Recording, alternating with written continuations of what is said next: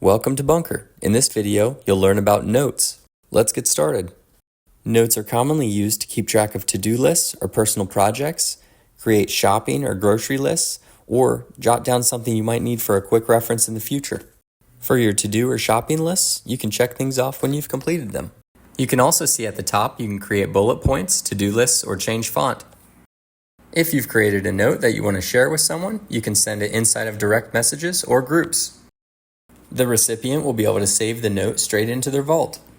If you happen to be the recipient, the way that you would save the note is to drill into the message and simply click the download button.